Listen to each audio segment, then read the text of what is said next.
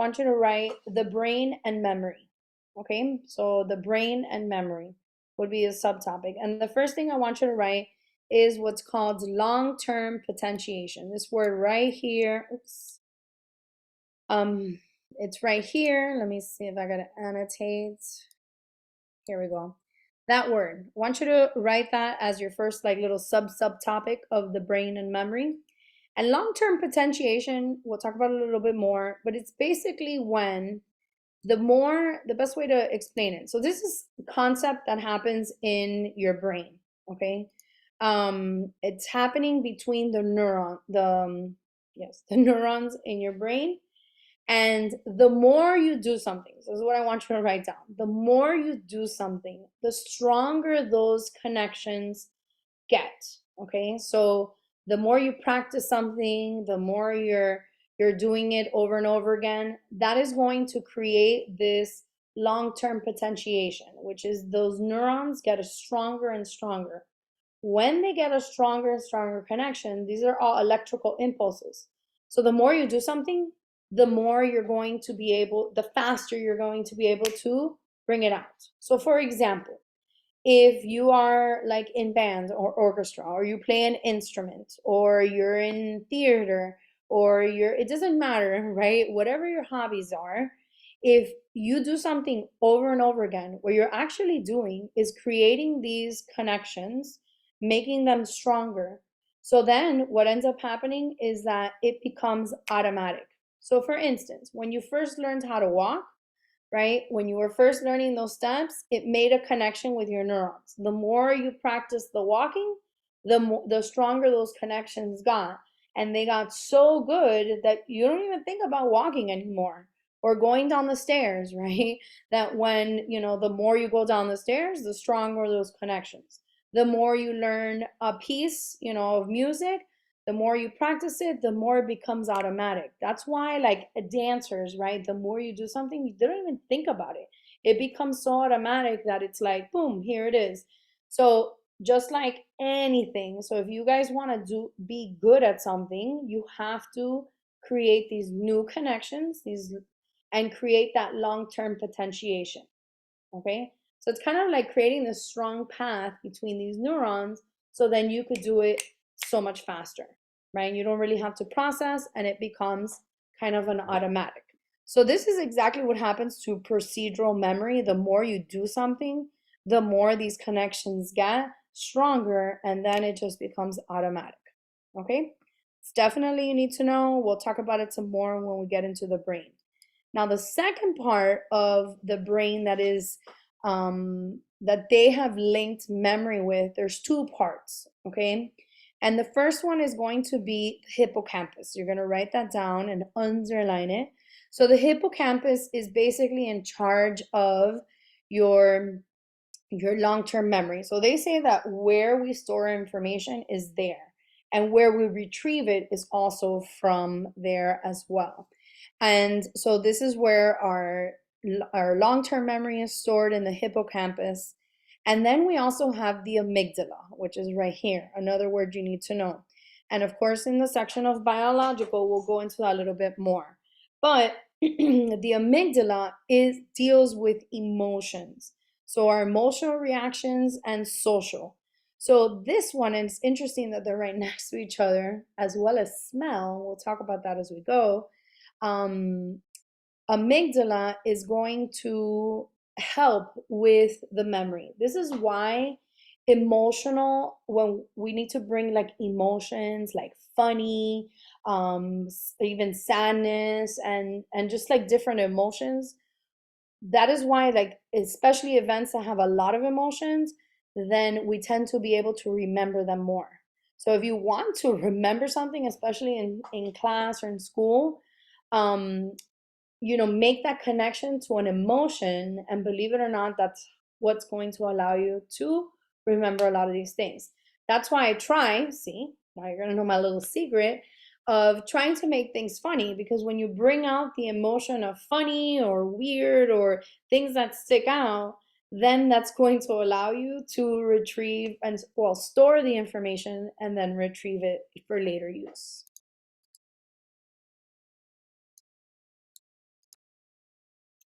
Okay, the last part here is retrieval. Once we've stored our information into our long-term memory, now we need to get it out. Okay, and this is what we would call retrieving the information. Okay, getting this information from our long-term and bringing it out. All right, so we're gonna start with, I want you to start with the word recognition, and I don't think it's here. Here we go. Okay, so the way that we get this information from our long-term memory, there's two ways of getting this information. So I want you to write recall and recognition as your subtopic, okay? And then I want you to write, this is how we retrieve from our long-term memory, okay? And the first one is recall. And recall is basically we directly retrieve the information or facts from there, from our long-term memory, sorry. So there's no clue, nobody's telling you, like sending you a picture, nothing. This is you telling me like what's in your long-term memory. So an example of this would be FRQs, right? So FRQs are, or any type of essay, fill in the blanks.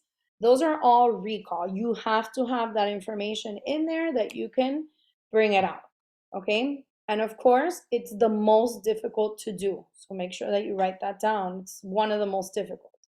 Recognition is the one that everybody tends to like, is that we are, there's, you identify from previously learned material, okay?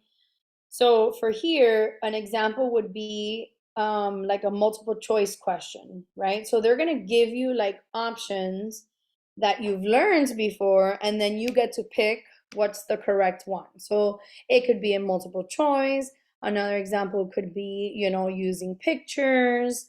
This tends to be the easier one. That's why a lot of people prefer multiple choice, because they know the answers in there. They just have to get it from their long-term memory. And this is why it's really important, and I tell you guys, looking at keywords, because those keywords are what's going to trigger you to go into your long-term memory and get that information that's been stored there.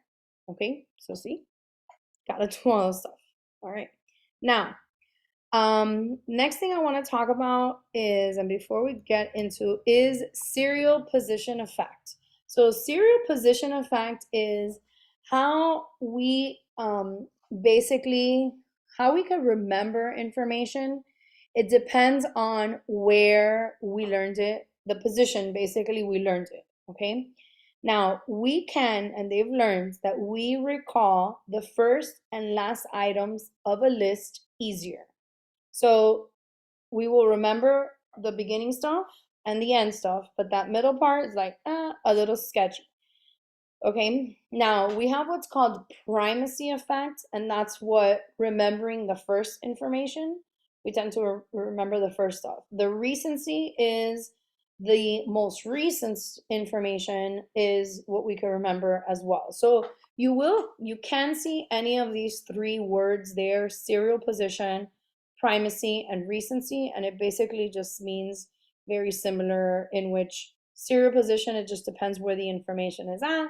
Primacy is the beginning stuff, and recency is the most recent. And this is why I try to, when I'm teaching you guys, I try to organize the units of importance by the serial position effect. So from my most recent, I'm sorry, from the beginning stuff to the end. But this year I have to change it a little bit because you'll see why. And we'll talk about it a little bit more. Okay. Now, another thing I want you to write there of retrieval, and this is a subtopic, would be relearning. Okay. Once you've learned something, okay, one time, and you stop doing it. For example, let's say you learned French, right? I learned French when I was in high school. And after high school, learned nothing more. I didn't know anything else. Only knew a couple words. But, however, now if I want to relearn French, it would actually be easier for me to learn it than somebody that has never learned it before. So relearning allows, makes it easier to relearn something after you've learned it before and just kind of forgot or never used it again. Okay, because it's kind of like these traces that still remain in the brain for this. Okay, so you will actually take less time to learn the information. Okay, then the next type of retrieval memory or is edict memory. So edict memory is basically, it only usually happens with small children because they tend to have a big imagination, and typically goes away when they become adolescents. And this edict memory is when you have a clear visual image of something that they can at least keep it there for 30 seconds. Okay. And this is, and it will seem realistic and extremely vivid. So many times, like if a child has like a nightmare or is watching a show, they can create, just with their memory, something super, super vivid and explicit, like if it was really happening. And that's why kids that have this or do this, they will, like, they get scared if they had a nightmare and they can relive basically that nightmare again. Okay, and then the other one is tip of the tongue state. And this is like, and we always have, it's like on the tip of my tongue and I can't remember it, right? That's kind of that saying. So this has to do with retrieval, in which we know that information is there, we just can't get it out. Okay. And this usually happens with words or names. So it's like we know it's there, but we can't think of it, right? Unless we sometimes will get like we'll need like a little clue, right? We'll need something like a recognition to know, like, oh, it's that, right? Giving them options of words or names. Um, so that is that for retrieval. There's also what's called, well, we'll talk about that a little bit later with memory reconstruction. Okay, so the last thing I want you to write, I want you to write for retrieval is other factors. I'm sorry. Um, Other factors that affect retrieval, right? So this is a subtopic. And we are going to talk about how we store information. Okay, so things that affect our retrieval is, first thing I want you to write is what's called retrieval clues. Okay, so retrieval clues are kind of like those little clues, basically, for us to get that information from our long-term memory. Um, so that's why sometimes if we have like good retrieval clues, when we use like elaborative rehearsal or we give semantics, we give meaning to what we're learning, we're going to have more retrieval clues than anything else, than other people. That's why they're able to bring it back. Okay. Now, there is this thing called encoding specificity principle, and I want you to write that down because under this, there's going to be three types of encoding specificity that I need you to know. And this basically just means that the closer the retrieval clue matches the way the information was encoded, then the better the information will be remembered. Okay, and there's three ways of doing that. So it's kind of like when the memory is created, and when the memory is created, there's clues around, right? And the more of the retrieval clues we have, the more we can basically remember that information. So I'm going to give you the first example. And so just write under encoding specificity principle, I want you to write number one, and I want you to write this word, context dependent memory. Okay. And context dependent memory is basically when memory includes the context or content that is present during the time learning took place. So I'll say it again. This memory is like we're able to retrieve this memory, okay, because it includes the context or content that that was created during the memory. So here's an example. So for example, when you are taking a test, you're taking a test in class and you're looking around the class and you look at this one poster that when you were learning about whatever it was about, let's say confirmation bias, then boom, you're going to look at that poster and be like, oh my gosh, I remember that time that we were talking about this word. And so that's a clue. Okay, here's a better example. And actually, going back when the AP Psych classes were a lot smaller, my students would take the test in the class because that is where they learned the context, right? So they would take the test because where they learn the information is where they're going to be able to retrieve it better. This is why a lot of times now, some of the tests that you guys take, like the state test, you do it in the class with like your language arts or your math teacher. um, I advocated for that big time for that to happen. But anyway, another example, you're gonna want to write examples for this, is when, let's say, it happens to me all the time. I'm in the bathroom and my toothpaste runs out, right? And I'm like, okay, Melissa, you gotta go buy toothpaste before you come back home after work. All right, I go to work, come back home, I step into the bathroom, and I'm like, oh my God, I forgot to get toothpaste, right? And the reason this is context dependent is because my memory was created in the bathroom, and then the minute I stepped out, it kind of went away, and then the bathroom was my retrieval cue, right? Okay, so that's one. The next one, and just so you guys know, another example of context, and I know it happens to many of us, is you'll be in your room and then you go downstairs to the kitchen and you just stand there and you're like, what do I need to, why did I come down here? And then you go back to your room and then you're like, oh, that's what I needed to get, right? Because it's the room was, when you were in the room is when it created the memory. So you had to go back to get that clue. All right, the next one is going to be state-dependent memory. Now, state-dependent memory is when the memory is created when you are in a specific state of consciousness. Okay, so keep that in mind.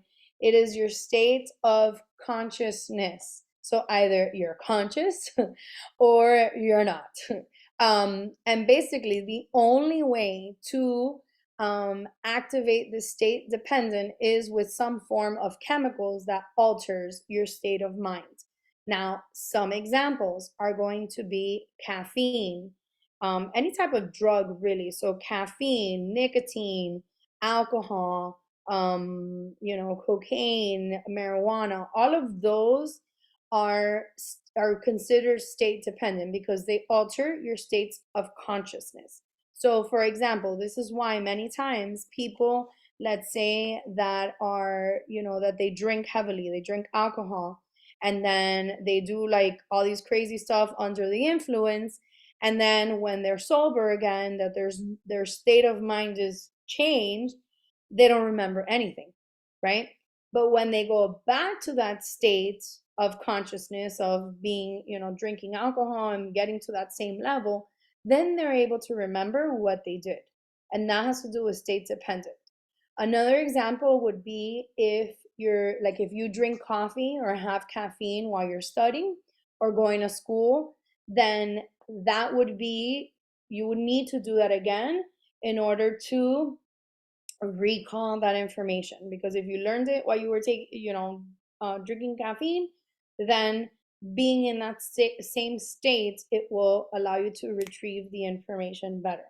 Doesn't mean that that's a good thing, okay? Just means that it can happen. And last but not least is the mood congruent memory. So mood congruent is when the memory, you retrieve the memory when you get back into the emotion that it was created in, okay? So for example, when somebody is fighting, right, or somebody is angry, or like there's certain emotions comes up, then they start thinking and retrieving all of the past experiences or memories that brought up those emotions. So if For example, when you're fighting with somebody because you're upset with them or you're angry. So now when you're talking about it, it's going to, that anger, those emotions are going to bring up past moments or memories that had that same feeling. And then that's why sometimes people will bring up things like from months or years ago, and you're like, why are they bringing it up now? And it's because the mood, right? So that mood or that emotion brought up, right? It was a retrieval cue that brought up all these memories from before that had that same emotional attachment. So now you know. Can't get upset with them. You could be like, this is your mood congruent memory. And that it's, bringing back these past things, but we don't need to talk about those things. Or maybe we do. Anyway, that is the end of that. The next one is going to be about forgetting. See, I forgot. There you go.